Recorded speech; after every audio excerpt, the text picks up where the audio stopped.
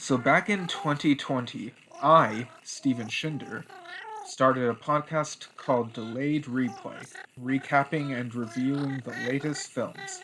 However, it got broadcast into an alternate universe, where those films got delayed and came out differently from how I was describing them.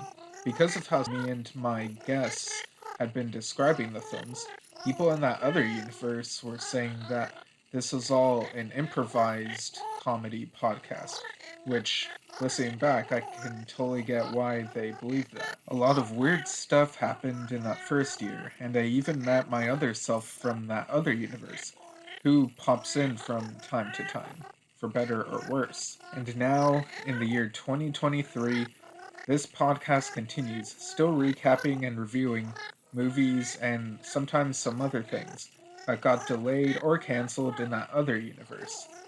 A new episode Saturdays every other week, unless I decide otherwise for some special reason or whatever. You are listening to Delayed Replay, Season 4. Hello, listeners. Welcome to another episode of Delayed Replay, that podcast where we recap and review movies that got delayed in that other universe but came out on time in our universe. I'm your host, Steven Shinder, and joining me for this Ghostbusters Frozen Empire episode, it is Dylan Green. How's it hanging? It's hanging right side up. Oh, yeah, that's... I don't know. Is that the correct way? I don't even know. I don't know. You just asked how's it hanging up. I felt like the correct response was also to reference hanging in some way. Oh my gosh. but maybe not. I don't know. I don't know, man. You're putting me on the spot here. I don't know. I'm panicking. Yeah, you're freezing up, one might say. Oh God.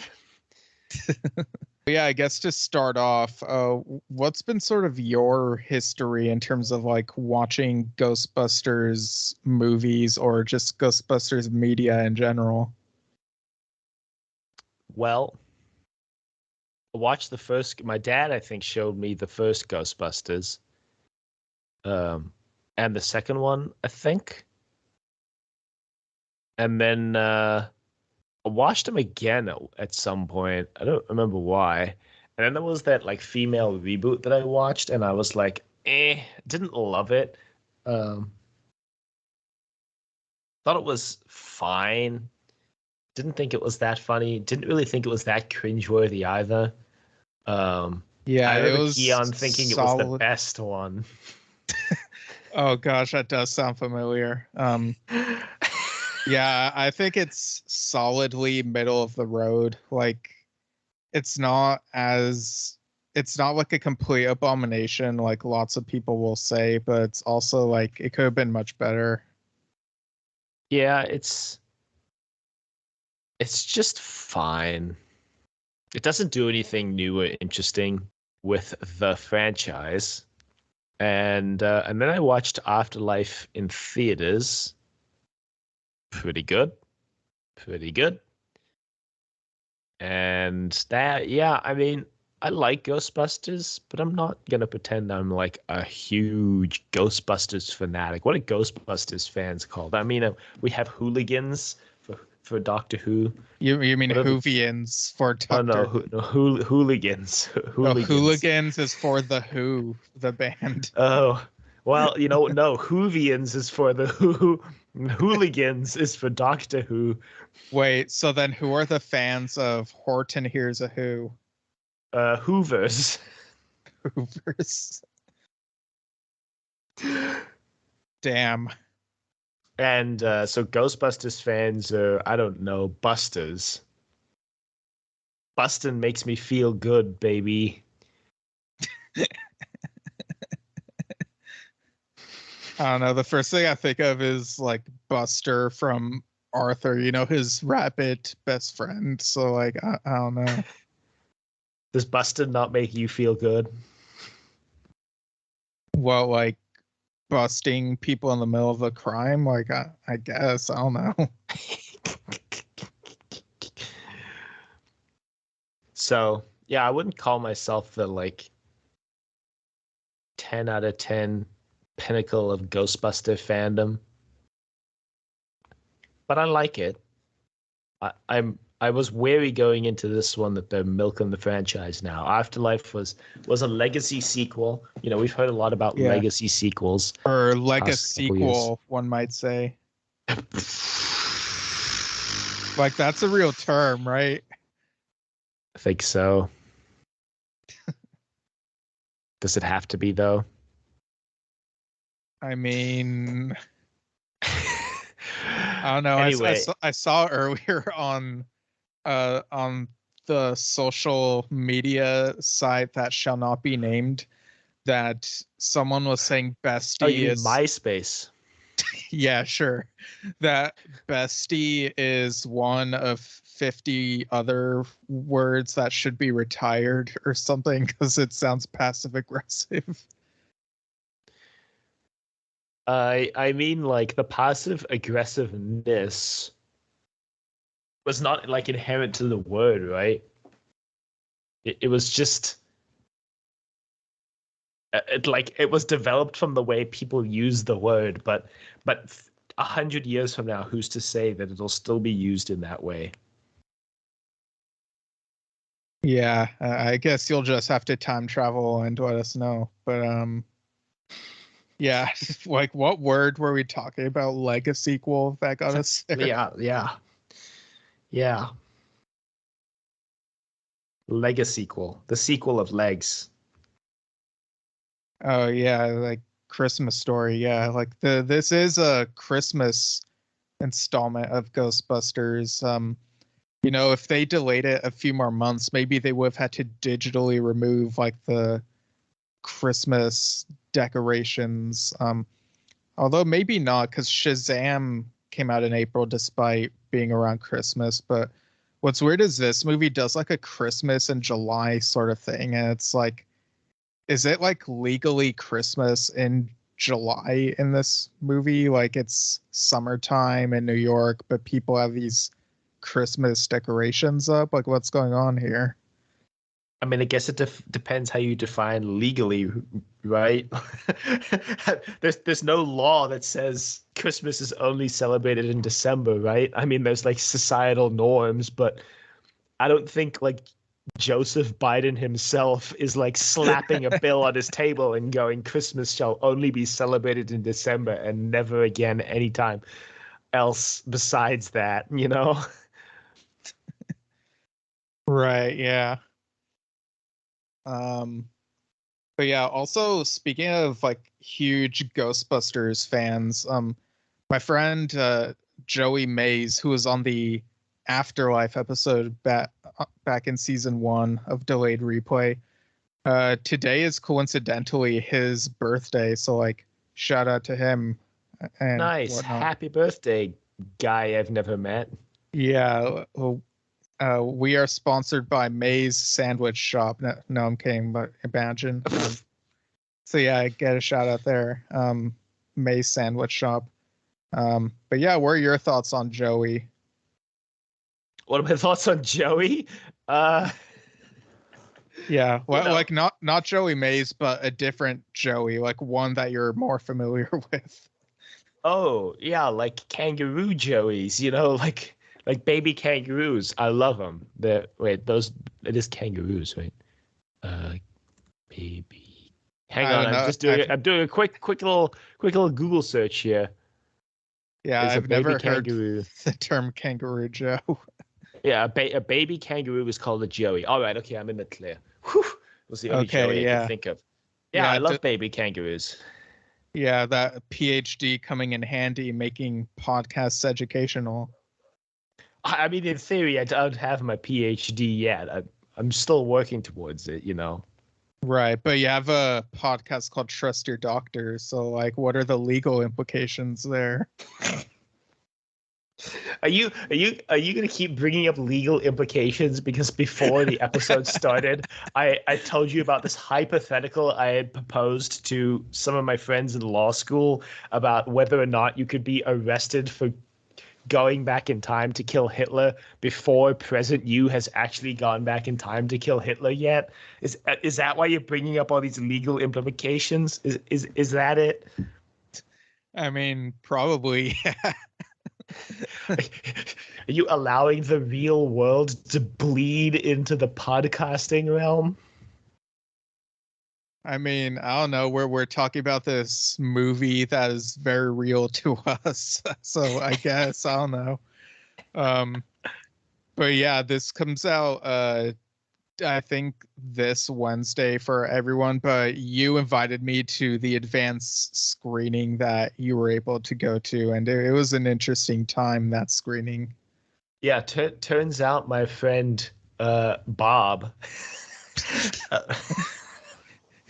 Yeah, but that's his real name. I don't know why we're laughing. That's his real name. My friend Bob, at least his legal name. It's not even short for Robert. It just is Bob on his birth certificate. Oh, But my friend nice. Bob worked on this movie, so like, yeah. So just for a little context, Bob actually is a sidewalk cleaner in New York, and turns out they filmed this movie on location, and they were looking for somebody to kind of like refurb, restore the front of the original OG Ghostbusters firehouse for the movie, and Bob happened to be in the neighborhood. So a bit of a funny story how I met Bob, but I'll save it for another time. But Bob invited us to the screening because he was really proud of the movie. So um, I mean, I obviously wanted to go. I know you love the Ghostbusters. You're a busting fanatic, you might say. Um, I remember when I texted you and said, "Hey, do you want to go?" You responded with "Bustin' makes me feel good." So I took that as a yes, and we had a great time. I mean, it wasn't like the red carpet premiere, but it was like it was a nice little screening, a preview. Um, yeah. Yeah, that is indeed how it happened. um, yeah, I was hoping to meet Paul Rudd, but he wasn't there, unfortunately. Um, Instead, we got to meet the main star of the movie, uh, Logan Kim, in his 3 minutes of screen time. Yeah, like he only got 3 minutes here, but they revealed so much about his family and what little screen time he had. What'd you think of what they revealed about his family? Well, it was a real interesting choice to open the movie uh, talking about his family. This complete nonsense D-list character just opening the movie. He's sitting on a bench. He's got a pizza in his hand. And then he talks directly to the audience and he goes, I used to be a Ghostbuster, but then I took a pizza to my gut. My dad, he used to be a toy maker, but then he got his hands stuck in a toy. I don't know. It was all so random, and none of it played into the rest of the movie. It was like this weird, absurd intro to the movie. I guess the way it played into the movie was like, this portal opens later on, and like our main heroes discover that like the whole world is becoming absurd and overrun and like frozen over, and just things aren't making sense. Like it's winter when it should be summer in New York, and I guess they wanted to like open the movie with more weird things that are not right. But yeah, it was just weird. I don't know. What did you think? Yeah, it's definitely weird because like I thought that.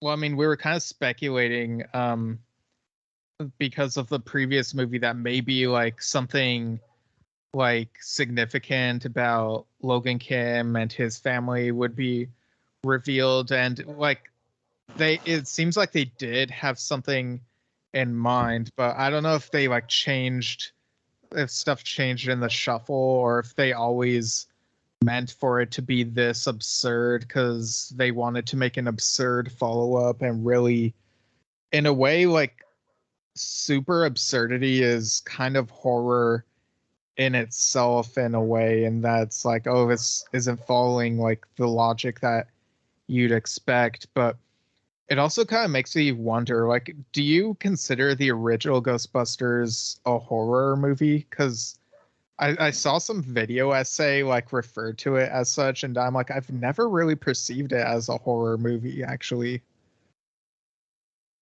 Like, or even like a horror comedy, you know?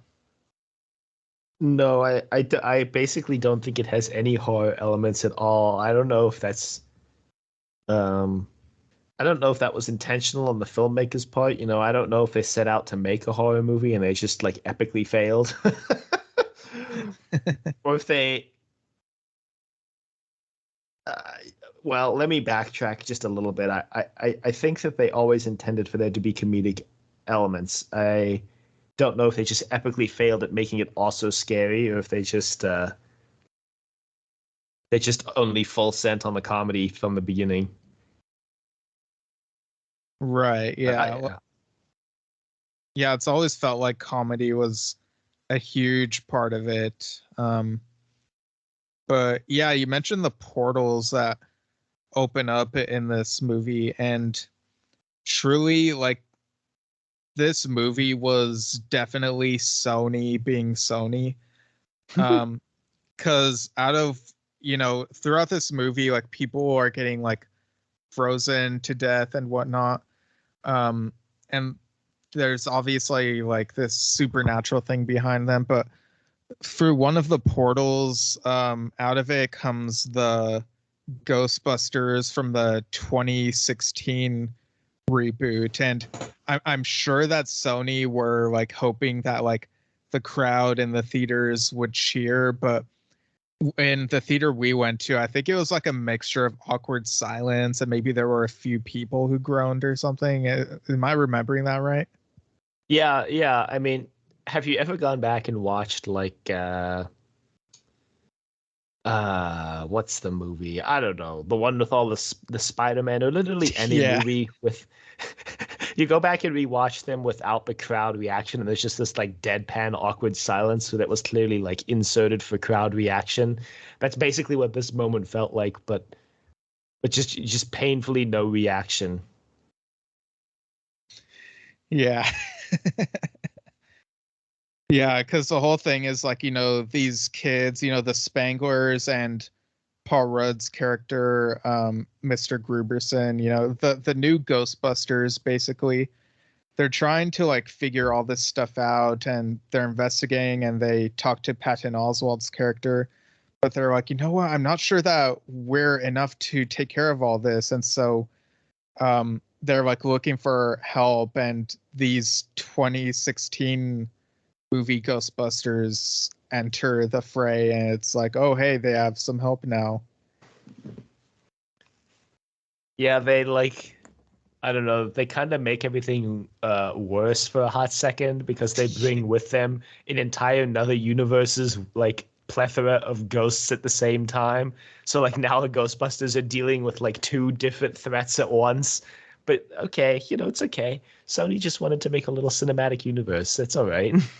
Yeah, because at the end of the 2016 one, they mentioned Zool, and so it's like they're dealing with that stuff that would have been kind of like the first movie all over again. So it's like they're now facing a couple of different threats now. Like, just it got messy, like, to put it lightly, I guess.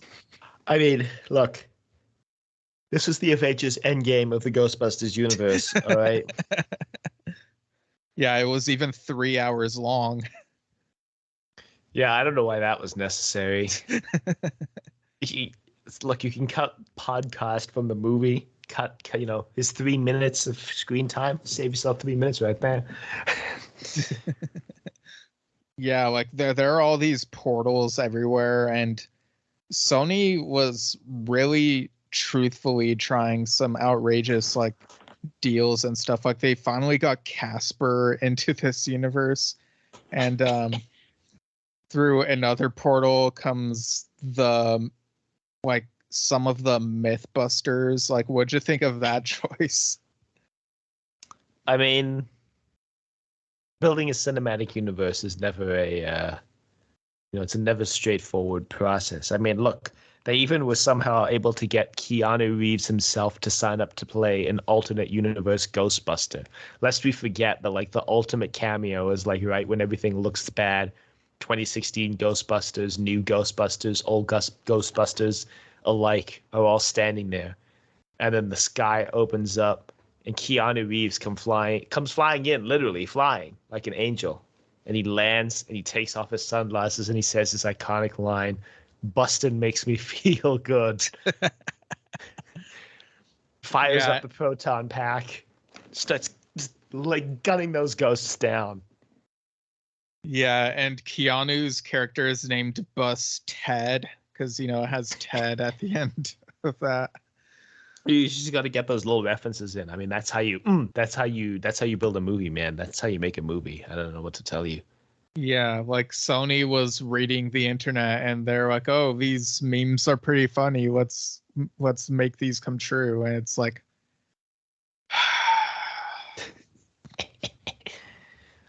look, you did this. You, Steven, you did this. By liking Marvel, you've done this. I hold you personally responsible. I mean, it happened in my past, so I guess I could be put on trial for it. Yeah, I'm locking you up right now. But like, look, let's not neglect to mention that getting all these cameos, putting together this absolutely atrocious CG, cost a lot of money, which means brand deal tie-ins. How did you feel about the OxyClean tie-in to this movie?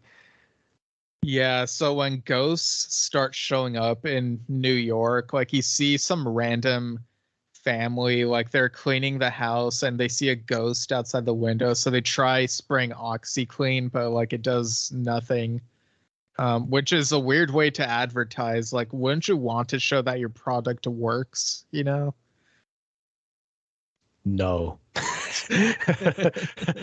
No, actually.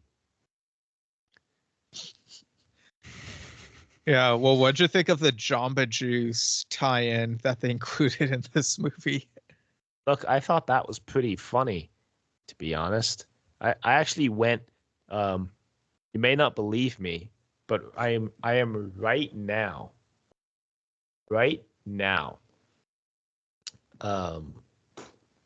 drinking the Ghostbusters tie-in smoothie from Jamba Juice. Here, a little slip. Oh my gosh, I didn't even do that sound. What do you mean sound? That was me drinking the Ghostbusters Jamba Juice tie-in smoothie. But the part at the end, like, okay, whatever. It's the slurping part. Well, how does it taste? Like, does it taste like disgusting? No, it's awful. It's terrible. What color is it? It's green. You know that like the like Slimer High C tie-in from a billion years ago? Yeah, it's like toxic green. It's flavored mostly like spinach and Brussels sprouts. Oh my gosh. Yeah, that's with a little hint of ginger. Okay, so if it has some ginger in it, it can't be that bad. It's pretty awful. It's pretty awful. I question the inclusion of black pepper as well, but oh yeah, that is Huh. Maybe I should try it. You should try it. You should try it and let me know how it is.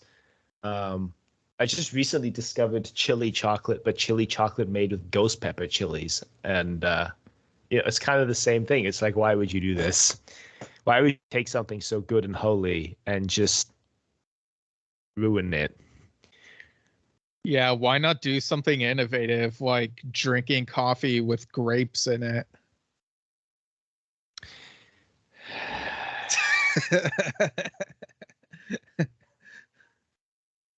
Don't tell me you're on the grape side of this debate.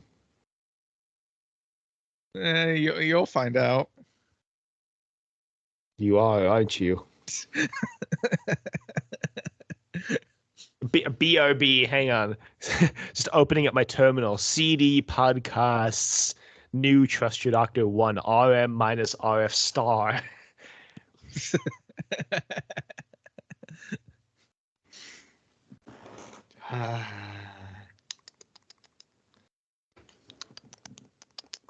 Look. Okay, we don't have to get into that. Let's let's go back to the movie. So,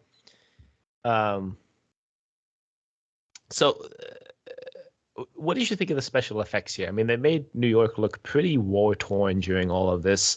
I mean, it looked really like it, was going to hell. Things were falling apart. Buildings were exploding. Half of them were frozen over. Half of them were shattered on the floor. Some of it the practical effects look pretty good, I think. What did you think? Yeah, like I could tell that they were using models for these sequences, but I got to give them props for doing that rather than taking the, I suppose, the easy route of just using CG. Like I know punching down on CG is such an easy criticism to make, but I was really admiring the detail of these models and miniatures that they used. Yeah, I mean, it was nice to see them really bust out the old school filmmaking techniques with the miniatures. I mean, does remind me a lot of the OG Ghostbusterinos, in some ways. It's just the kind of attention to detail that goes appreciated when you're watching. Yeah, or appreciated, as some might say. Why would you do that? I mean, I've heard. To what end? I've heard Miles O'Brien say it on Star Trek. It reminds me of like the British pronunciation of corollary. Or privacy. Yeah. Privacy. Yeah, I've never heard the whatever you said before. Corollary. Yeah. If you actually look at the spelling of the word and then look at the possible pronunciations between corollary and corollary, one of those two looks much more reasonable. Yeah, well, apparently pronouncing tune as tune is a thing. Or Tuesday, yeah, it's like a British thing, yeah. Yeah, I'm not entirely sure that I get it, but well, how do you say the word FORTUNE? Oh crap. Damn. Yeah. Gotham. Gotham. Yeah, do you get it now? Are you feeling it now, Mr. Krabs? Oh my gosh. Yeah, I guess I'm busted, one might say. One might say busting makes me feel good.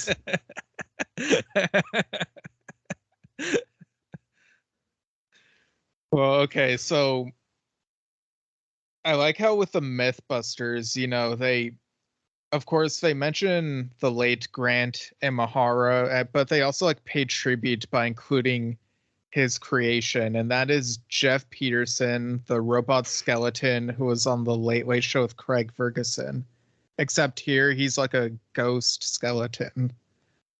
I mean, that got a much bigger reaction from our audience than the 2016 Ghostbusters, right? Like that got a much bigger round of applause, a much bigger cheer. Just shows how much more beloved he is compared to the 2016 Ghostbusters and their absolute travesty of existence. Yeah, it was a real eye opener because I always thought talk shows, especially Craig Ferguson's talk show, were more niche to the general audience.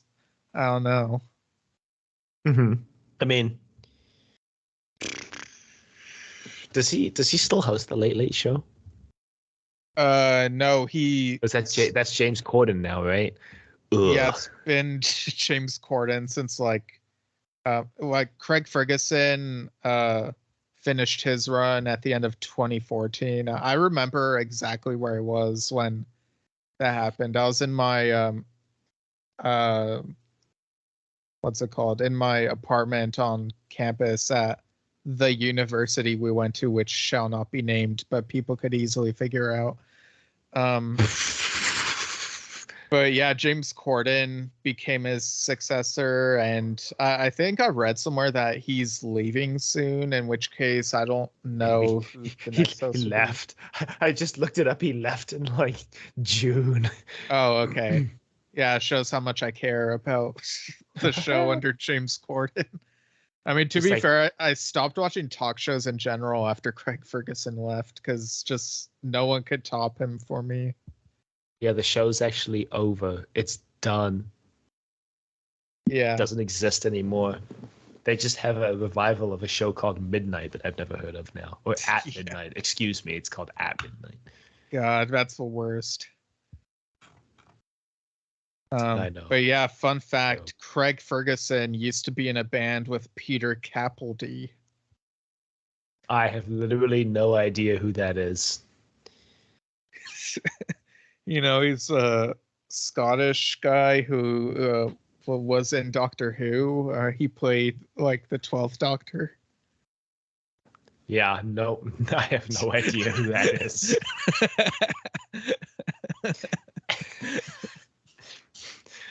Absolutely, genuinely, no clue. So anyway, He sounds like he makes good music, though. Oh yeah, definitely. So they find out that the reason that like all these weird ghost things are happening across the city, like these portals opening, is because somewhere out there in the ghost multiverse or whatever, there was a universe where the three Christmas spirits were unable to change Ebenezer Scrooge's ways, and because of their failure, they were banished, and then they became angry about being banished and decided to wreak havoc by unleashing all this hell. Yeah, kind of an interesting idea for a plot. Nice of them to tie in some classic literary ghosts to the plot. I don't know how I feel about the resolution to that plot being just giving them some peppermint Snickers bars, but kind of a weird, like, you're not you when you're hungry moment. You're not you when you're banished to the ghost realm.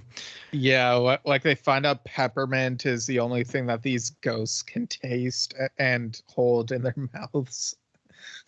Yeah, pretty weird when you think about it. Like, why peppermint? Why not spearmint? Why not like sweet mint or any of the other dozen varieties of mint I can think of that I'm just not saying because they would be too long. Yeah, Why peppermint? Yeah, and when they were doing the long exposition about their backstory, they're like, "We were Scrooged." So, a little lame callback there. What studio even made Scrooge? Why do I feel like it was Warner Brothers? I just feel like it was Warner Brothers. Oh, it was Paramount. Oh, I was gonna guess 20th Century Fox, but okay. Ooh, we were both wrong. Yeah. Man, that only leaves Sony and Paramount. Like, man, talk about a time where there were movies where you might have no idea what studio they're from. Now, with every movie, it's like you have to know what studio it's from, or what studio it's from without wanting to know what studio it's from. True. I don't want to know what studio's making Ghostbusters. And yet, I must. Well, okay. Unacceptable. Yeah, so also something that was missing from Afterlife was Rick Moranis. So what'd you think of his return in this movie? Bit of a weird thing to recast him, but then use the recast role to just sort of like superimpose Rick Moranis's face over the recast character. And it wasn't like they recast someone to play young Rick Moranis. No, they cast fully like an unnamed, uncredited 80-year-old extra that they then just like pasted his face over like really badly. Yeah, I don't get if there were like scheduling conflicts or what, but it was pretty bad. But like, it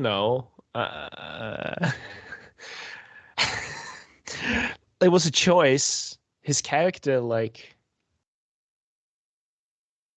again, another character who wasn't strictly necessary for the story. I almost thought they were going to reveal that he was Podcast's father. You know, the father we had heard about earlier, who was a toy maker who Yeah. got his hand stuck in a thing.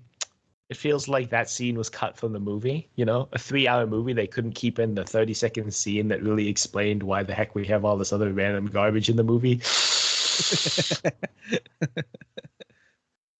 Sony, like, what are you doing, man? Like, Sony. I don't know. How did you feel about his return? I mean, I like Rick Moranis, but this whole thing of like, I don't know, if he couldn't be there in person, I almost wish that they had just not had him, or like, I don't know, maybe he could have like done like a video message type thing. Like, even if they like had him show up on Zoom or something, like, I He guess just shows up like a floating head in the sky.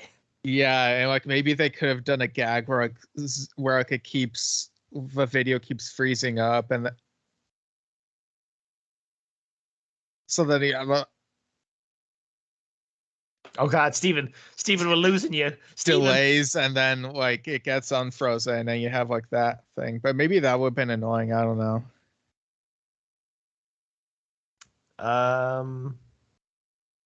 Dylan, are you there? Uh, Steven. Yeah, you're making faces like you're about to sneeze, but I don't think that's the case. No. Oh damn, Just Dylan's dying. frozen. Hang on. It's just an allergic reaction. It's just an allergic reaction to There the you Jamba Juice go. tie-in There, drink. yeah, there you are. Anyway, can you hear me?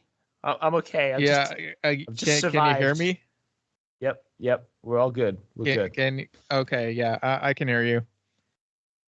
So yeah, well, the I forgot what I was gonna say during all of that. Actually, About Rick Moranis. Yeah, I don't remember what I was gonna say though. Actually, oh well, I guess we'll just have to move on, I guess, because Yeah. Yeah, move on from Rick Mortiness.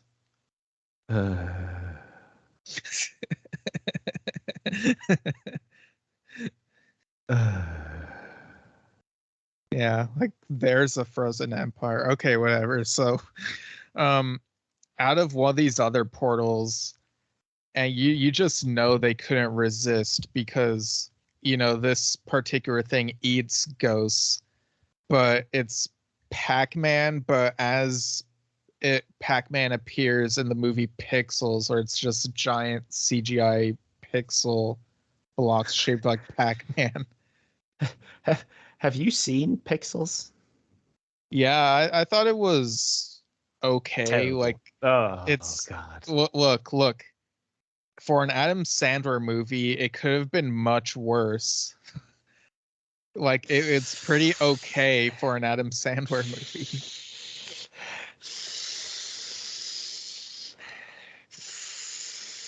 What, do you not like Adam Sandler movies? Do you?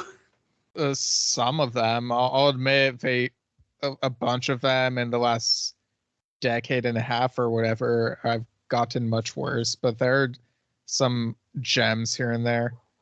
Although Some hot take, uncut uncut gems, you might gems say. is kind of annoying. Annoying. Yeah, like all the Wow. yelling just really annoys me. Like I appreciate that's something different, but just all the yelling in the movie was like really grating to me. The movie didn't give you 2 hours of straight anxiety because it did for me.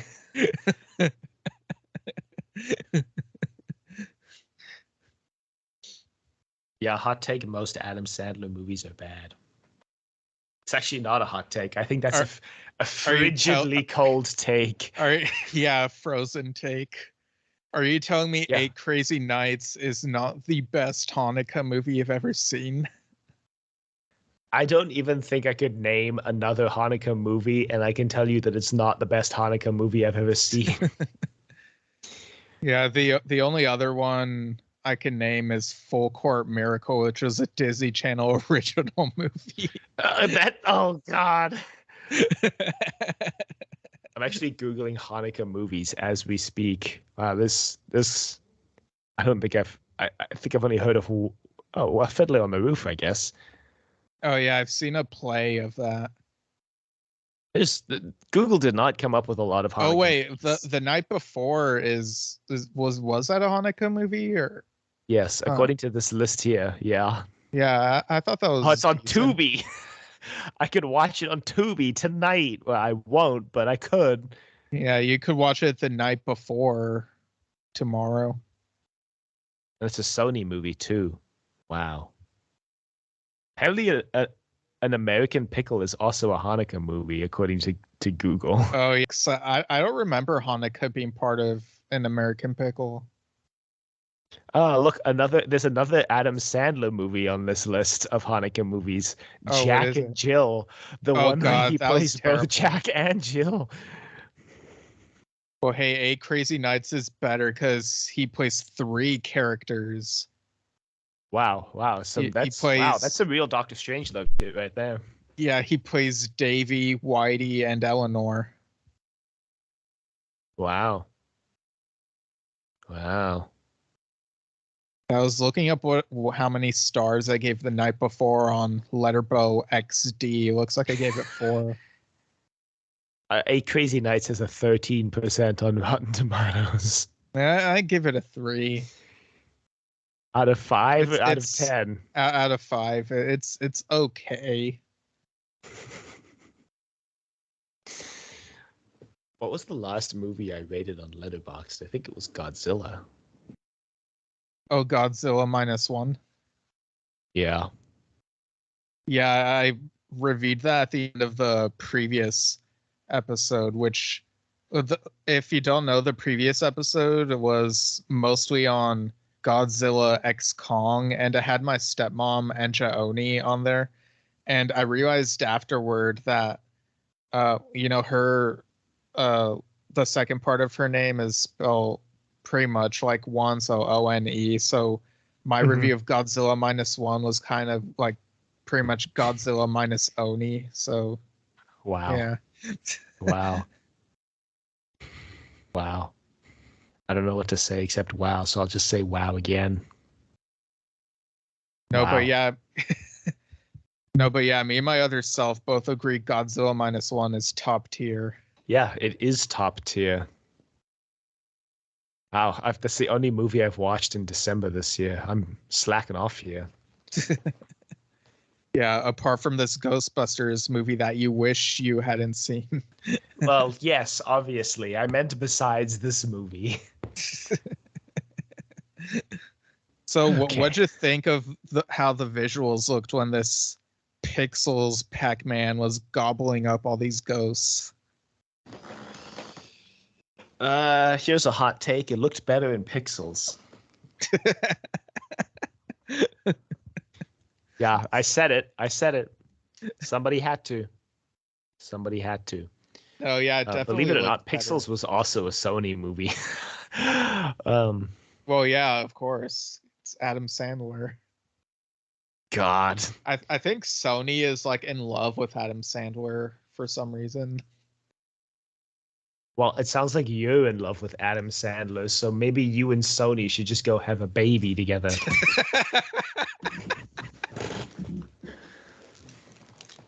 Nah, I'm not looking for fatherhood anytime soon. You could be looking for motherhood. Who said that you had to be the father? Zing, got him. Also, fun fact, in the movie Big Daddy, Adam Sandler's character was named Sonny. Kind of sus there. Kind of sussy. Sussy. Also, wasn't it weird how Casper in this movie looked more like how he did in the 3D animated Christmas movie from the early 2000s? I feel like this was really just Sony trying to do Endgame with the portals, you know? You get all these random movies coming out, and it's like, where, who, why, what, when, why, how? Oh yeah, like in The Master of Disguise, that whole who, what, when, where, why, how part. Mm-hmm. Quality film. Low quality film, that is, but yeah. Don't mind, I'm just drinking more of this awful smoothie. I paid for it. I'm gonna finish it, damn it. Yeah, that was. Well, I guess we technically didn't pay to see this movie, but that's sometimes my reaction when seeing certain movies. It's like, well, I paid for it, so I gotta see it to the end. That's the only reason I didn't walk out of Red Sparrow, actually. Was pre me paying for like A-list movie pass kind of days, I think. Or I may have seen it on Movie Pass. But I was like, well, me and my friend were like, well, we've committed. We're here. Might as well torture ourselves. God, that movie was dull. Yeah, it didn't have any defenders, nobody being like, take that, Rotten Tomatoes. Good, nice. Good job. Cool. Well, okay, so what do you think of how the movie handled the younger generation characters like Trevor and Phoebe? Well, I mean, this is one of the things that this movie did well, I think, actually, which was actually passing the torch to the next generation. I think it does it very well. It actually gives them some sort of substantial impact on the story, and it kind of sets them up. Although, yeah, okay. I think it sets them up pretty well. I was going to say maybe the last movie set them up pretty well too, but to be honest, I don't remember the last one very well. So maybe it didn't. I'm just kidding myself. Yeah, I mean, it does kind of feel like, I don't know, because they make it feel like you would think after like Afterlife, the torch has been passed, but here it's like it still feels like they're trying to prove themselves. And I feel like having all this portal stuff happened kind of overshadowed some of that development in a way, if that makes sense. Like it kind of took the focus away at certain points. Yeah, I mean, it did kind of feel slapped on at the end a little bit. But at the same time, I thought it was done well. I mean, I appreciated that it was in the story. I they could have very easily just not included it at all, and I don't think anybody would have blamed them. At the same time, though, I think it's important because the older cast is not getting any younger. You're not going to be able to keep making these movies with the old cast. You just won't be able to. So it's about time. It's about time we got a new cast. Although, again, I'm not a big Bustin fan. So, although Bustin does make me feel good, not a big Ghostbusting fan. So, I don't know how many more movies they'll have me around for. The movie comes out for us in our universe for the masses in a couple days, and like I guess we'll see what the fan reaction will be, but I imagine it'll probably be like mixed at best. So I'd honestly be surprised if there's any excitement at all remaining after this one, to be honest. Yeah, I mean, this one just, was so jumbled and confused and unknown. What can you do, right? Classic Sony, right? Like, when has Yeah. Sony ever made a franchise movie that's not jumbled and confused and awful? Yeah, I mean, there's been some success with Spider-Man, but you could argue even then that a lot of that, like, they're they're like mixing and matching, like throwing in a bunch of characters, and that can start to feel like a crutch in a way. And I feel like they're kind of learning the wrong things about what works really well generally. Yeah, I mean, when you throw in all those characters, you really need to use them in a way that actually services the story, right? And not just, oh, look how many cameos we can get. Oh my God, we got Keanu the Reeves. Yeah. And you actually need to use them to service the story. Yeah, flashbacks to the Flash. Yeah, and I mean, honestly, like this felt even more like SNL than the 2016 movie did because of all these weird mashups. It's true, actually. You didn't like watching a 3 hour long SNL skit? Come on. Come on. What movie 43 or whatever that was? Yeah, whatever. Why? I don't know. Yeah, I don't know. I mean, there is a reason why SNL is just an hour long, right? It's true. And also, each skit is not the whole episode, right? Like, Right. Like the you could arguably make an SNL skit, or I guess it technically wasn't SNL. It was all that, but a skit lasts for an hour and a half and be decent, and that would be Good Burgers. good burgers. We like burgers. Yeah, Good Burger 2, one might say. The recent sequel. Great. So, was there anything else about this movie you want to bring up before we go into final thoughts? No, no, actually. I think that's it. Okay, so what are your final thoughts? Score out of 10, and do you know measurement for that score for Ghostbusters Frozen Empire? 4 useless cameos out of 10.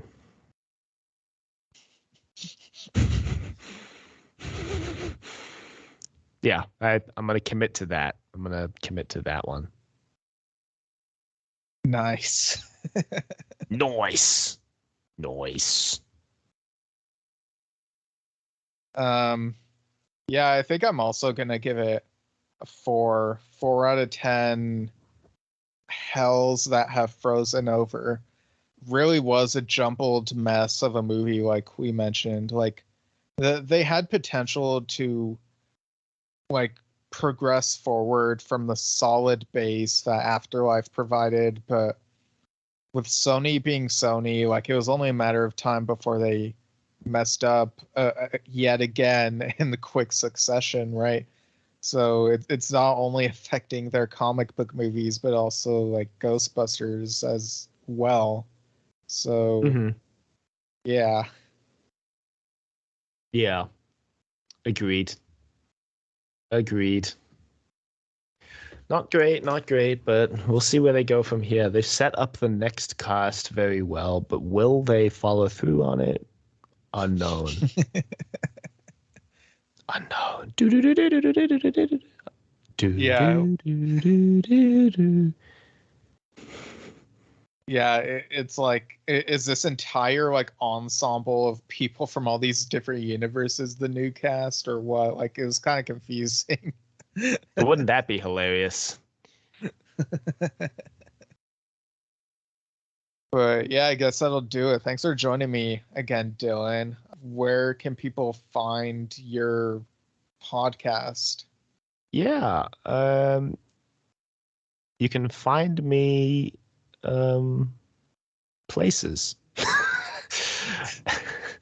So you can find Trust Your Doctor, which is my main podcast, at decadentvegetable.com. We also have a Twitter and a Facebook that I haven't been keeping up to date because I've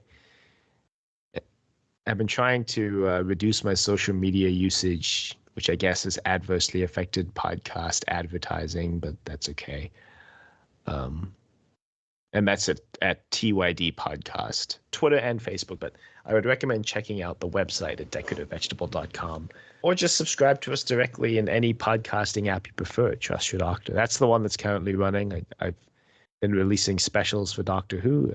I've got a possibly temporary co-host. I'm trying to see if I can convince her to stay on longer, but we'll see. I think I'm winning. I think I'm wearing her down. If we received encouraging emails, hint, hint, people, not Steven. Just saying. It would. Yeah, because I'm not way. a person. No, we've already received encouraging emails from you. Oh, okay, yeah. Yeah, so that's where you can find pretty much everything about me. Nice. Online, anyway. Everything that I want people to know about. Yeah. Otherwise, they'll be put on trial. But yeah, people. It's a trial of a Time Lord. Yeah. So people can go check out your decorative vegetable empire. Yeah. How often do you think of the decorative vegetable empire? Every night. About it every day.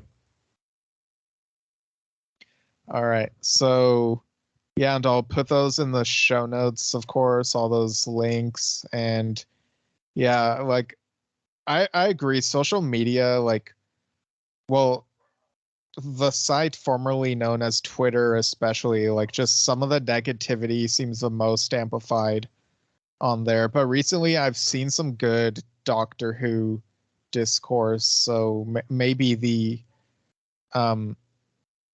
maybe I'm just seeing better things at certain times, but it's also like not a great site. So yeah, I don't know where I was going with that, but I guess I'm just saying I totally get it. Yeah. I actually did receive some emails being like, good, do what's best for your mental health, screw social media. And I was like, thank you for validating my decision. Yeah. What if people had emailed you saying like, don't do what's best for your mental health? Then I would have responded back with, don't tell me what to do. Yeah, I guess that'll be it for this one. And without further delay, have a good day. So yeah, check out Trust Your Doctor because trusting makes me feel good. Weirdly, there was Doctor Who's spin-off audio that came out this week. Ronnie Takes on the World 2 Revenge of Wormwood, or The Revenge of Wormwood. It's like a distant continuation of the Sarah Jane adventures. A couple of the characters from there, like Ronnie and Clyde. And there's a moment where Clyde is like about to sing the Ghostbusters theme song. So, yeah, kind of weird that like that came out about the same time that this movie came out, December 20th. Well, at least in this universe. In the other universe, it got delayed. Apparently, it's also Finn Wolfhard's birthday when this episode comes out, funny enough. Yeah, as for the plugs, and you'll hear from my other self for a little bit in a moment, but you can follow me at Steven Shinder on Instagram and Twitter, or X, or whatever. Steven Shinder Storytelling on Facebook. Go to stevenshinder.com. My books, Standalones and Stepping Stones novel series, available on Amazon. Follow me on Goodreads, Letterboxd, and I'm also on a podcast/vlog with my dad called Yesshift. We had our holiday/end of year review episode recently, so check that out. We talked about the 1998 movie Jack Frost, a nice holiday movie. And if you want to email this podcast delayed replay, email delayed replay at delayed replay podcast at gmail.com. Let us know your thoughts on busting. Does ghost busting make you feel good? Or you'll let us know. And yeah, so here is, without further delay, my other self. Hey everyone, so not a whole lot to say about new stuff that I've been watching. I know it's the holidays, and weirdly, I haven't been watching as many holiday related things lately, like in previous years. I've just been occupied with multiple things, I guess. This week I did catch bits of Klaus and Elf, classics. Or Clausics, I guess you could say, in the case of Klaus. So yeah, definitely recommend those. But oh, I did see Diary of a Wimpy Kid, Christmas Cabin Fever. For the most part, it felt kind of like okay, but then it got heartwarming at the end, so I guess it's fine. Maybe 6 or 7 out of 10. Like the heartwarming bit was great, but it's like at the very end. So yeah, a little bit of a surprise there. And I did see Chicken Run Dawn of the Nugget. Now, without spoiling anything, I think it's not as good as the first movie, which, I didn't expect that would be. It's fine overall. Like, if the first movie's a 9, the second one's a 7, so 7 out of 10 nuggets, I guess. I'm not sure that they needed to use the same villain, and also, like, this is kind of mild, but it's like at the beginning, but at the end of the first movie, there's the chicken children who it looks like they're telling about their escape from the first movie. So I don't get why at the beginning of this movie, Ginger and Rocky's kid like knows nothing about that, and a lot could have been avoided if they were just honest about where they, like, what they escaped from, but then there would have been no movie. So I don't know, the plot was very zigzaggy to me. It was fine. It looks like, visually it looks pretty good. Aardman with the claymation, like, they do such a great job. And again, it's a shame that they're like running out of clay apparently. But yeah, and recasting Rocky, very understandable. Recasting Ginger, there was a bit of a controversy, but they still felt, the voices felt like they fit the characters, but I don't know, it didn't feel quite as deep as the first movie did. Like, it's fun and entertaining enough, but yeah, it was never really gonna reach higher heights, I guess. But worth checking out once at least, I guess. But yeah, I think my roommates agreed that the first one is better. So yeah, not much to say about stuff I've watched recently. I might have a bit more to say at the end of the next episode, which will be the season finale apparently. So coming out about a week, the day before New Year's Eve. So yeah, until next time, without further delay, have a good day.